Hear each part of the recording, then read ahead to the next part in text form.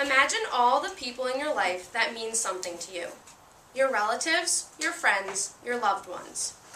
Now, think of all the amazing times that you have spent with these special people in your life, all the memories that you hold and will cherish forever. Then just as fast as these great moments went by, that special person was murdered, killed. Their lives were taken for no reason at all, except for the crazy ideas that the murderer held inside their head. Wouldn't you want revenge on this awful person? How could you let them go and live your life without them receiving what they deserve? These criminals and murderers deserve to experience the same events that their victims had to go through. With this being said, the one thing that could be used to justify the murderer's actions is capital punishment. According to dictionary.com, the official definition of capital punishment is a punishment by death for a crime, or also known as the death penalty. The debate on the death penalty is something that has been greatly argued over the course of many years. It is said to be inhumane and unjustified, and unconstitutional to the United States government. The affirmative side resolved that the United States government should abolish the death penalty, but my partner and I believe that the death penalty should be kept intact in the 50 states of America. Without the death penalty, what else is more frightening to criminals to keep them from making future attacks that they plan? That's the thing.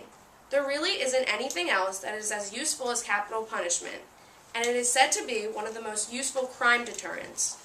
Many different studies have shown that states that have enforced and used capital punishment have seen a decrease in the amount of murders and crimes that were committed. For example, studies made by criminologist Raymond Teskey and Duke sociologists Kenneth Land and Hui Zhang concluded that after each execution in Texas, there was a monthly decline rate of homicides between 0.5 and 2.5.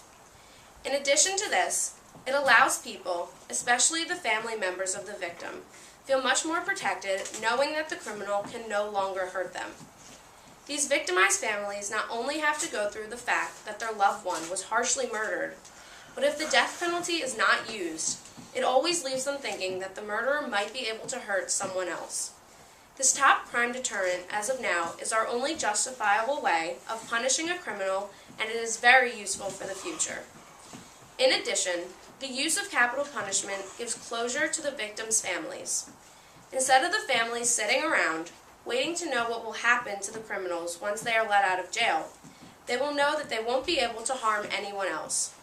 For example, a man known by the name of Akila Shirelles was victimized, along with his family, of his son Terrell's death. His son was shot to death when going to a party in 2005. Him and his 2 younger kids suffer to this day, knowing that the murderer is still out in the world and has never been caught. These families that have to experience this will feel satisfied knowing that the murderer had gotten what they deserved and had received nothing less than necessary with capital punishment. If the perpetrators are sentenced to death, they will not be frightened knowing that the murderer is still free in the country, able to harm them at any time possible, like the Shirelles family. Finally, one of the major arguments is the fact that many people have been falsely accused of murder and were sentenced to death with the death penalty.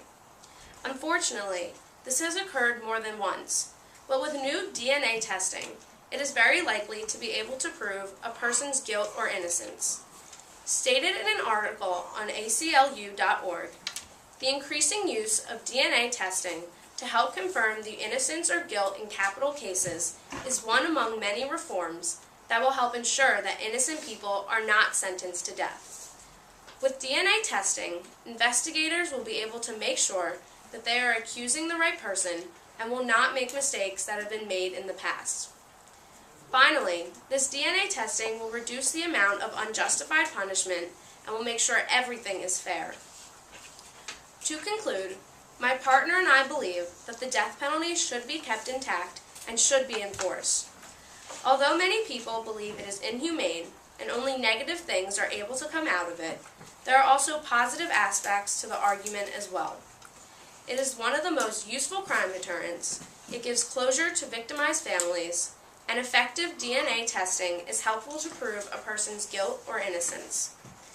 Capital punishment gives the criminal the ultimate punishment our society has to offer by committing murder, and as of now, it is the most justified punishment our country enforces. Vote negative. Thank you.